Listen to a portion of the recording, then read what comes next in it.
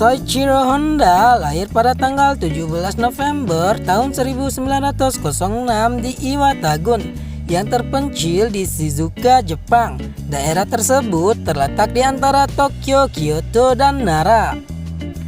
Ayahnya Soichiro bernama Gihei Honda, seorang tukang besi yang beralih profesi menjadi pengusaha bengkel sepeda. Sedangkan nama ibunya Mika, anak sulung dari 9 bersaudara. Sejak kecil, Honda sudah membantu ayahnya bekerja di bengkel.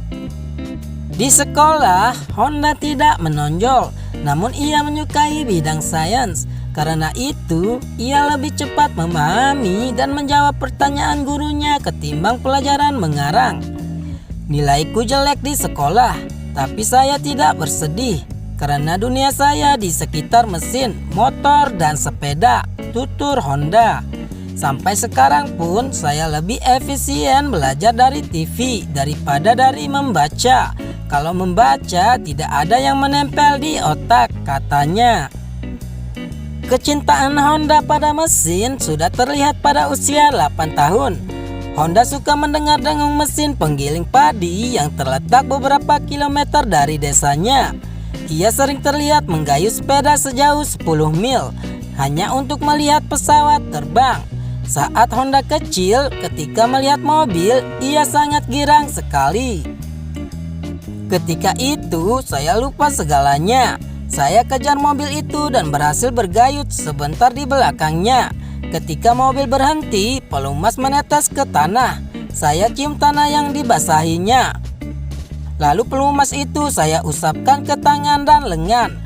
Mungkin pada saat itulah di dalam hati saya timbul keinginan untuk kelak membuat mobil sendiri. Sejak saat itu kadang-kadang ada mobil datang ke kampung kami.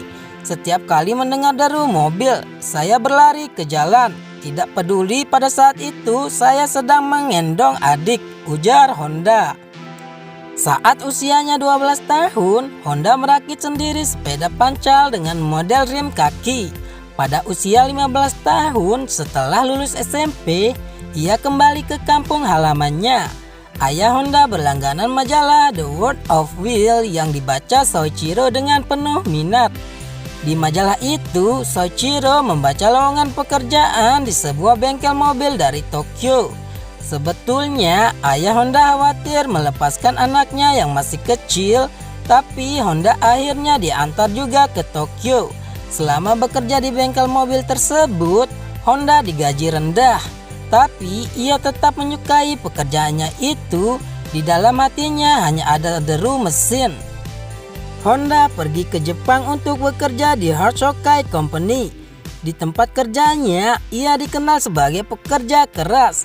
Honda adalah tipikal orang yang sangat teliti. Ia sangat tanggap terhadap keluhan pelanggan.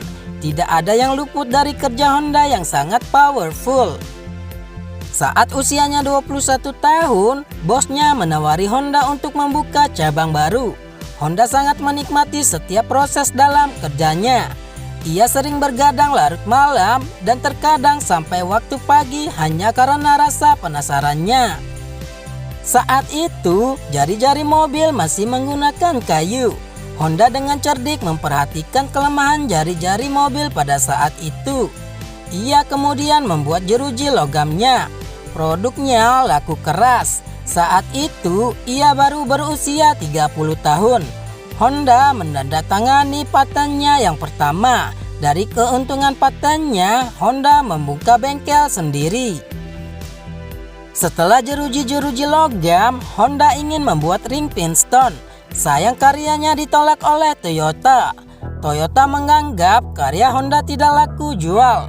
Honda terpukul dan jatuh sakit cukup serius. 2 bulan kemudian kesehatannya pulih kembali. Ia kembali memimpin bengkelnya. Tapi soal ring piston itu belum juga ada solusinya. Honda penasaran mengapa belum ada solusi atas pistonnya. Nah, ia lalu mendaftar kuliah tentang mesin.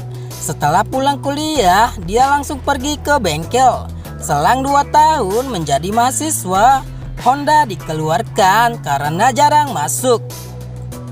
Saya merasa sekarat karena ketika lapar tidak diberi makan, melainkan dijejali penjelasan bertele-tele tentang hukum makanan dan pengaruhnya, ujar Honda.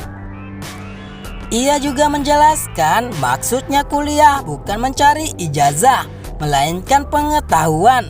Penjelasannya ini justru dianggap penghinaan. Dengan ketekunan yang sangat hebat, akhirnya desain ring pistonnya diterima. Toyota memberikan kontrak, sehingga Honda berminat mendirikan pabrik. Namun malang, waktu itu Jepang butuh uang banyak untuk dana perang. Honda tidak mau menyerah. Ia terus berupaya mengumpulkan modal. Setelah modal terkumpul dan pabrik sudah jadi, ada saja masalah. Setelah perang meletus, pabriknya terbakar 2 kali, namun Honda tidak patah semangat. Honda meminta karyawannya untuk mengambil sisa kaleng bensol yang dibuang oleh kapal Amerika Serikat dengan maksud sebagai bahan mendirikan pabrik. Tanpa diduga, gempa bumi meletus menghancurkan pabriknya, sehingga diputuskan menjual pabrik ring pistonnya ke Toyota. Setelah itu, Honda mencoba beberapa usaha lain. Sayang semuanya gagal. Akhirnya, tahun 1947 setelah perang, Jepang kekurangan bensin. Waktu itu, kondisi ekonomi Jepang amburadul. Honda bingung. Ia memasang motor kecil pada sepeda. Siapa sangka sepeda motor cikal bakal lahirnya motor Honda itu diminati oleh para tetangga. Banyak yang memesan, sampai Honda kewalahan memenuhi permintaan. Honda mendapatkan uang dan mulai mendirikan pabrik motor. Setelah sukses dengan motornya, Honda juga berhasil dalam usahanya di industri mobil. Sampai akhir hayatnya, Honda telah mempatenkan tidak kurang dari 100 paten. Ketika mengundurkan diri, penghasilannya mendekati 1,7 miliar dolar.